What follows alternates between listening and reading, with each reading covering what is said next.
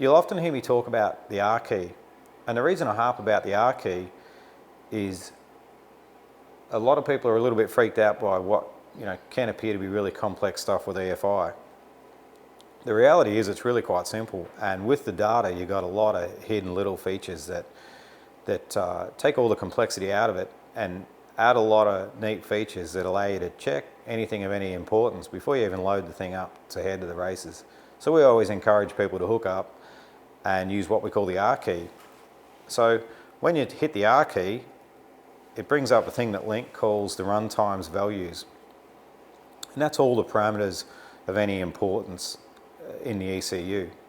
So for argument's sake, if you go to analog, it'll tell us that the TPS is hooked up.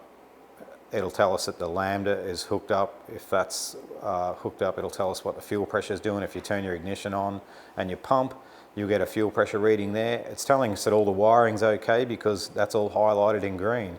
If there was an earthing issue or something bizarre, these boxes or one of these boxes would come up red. So if you come across to general, it tells us at the moment that in this particular case, I haven't got the coolant temp hooked up, but it's saying that the engine coolant temp is 199. At room temperature, it would be at room temperature. TPS, if we were to move the TPS now, that percentage would go from 0 to 100%. That will tell us that the throttle position is working. Our battery voltage at the moment is 13.6. When we fire the engine up, that'd want to be hovering around sort of 13.9, 14.1. It even tells us that barometric pressure at the moment is 14.8 psi. So that just tells us that essentially everything is working as it should. Another one that's really sort of pretty critical is what we call triggers and limits.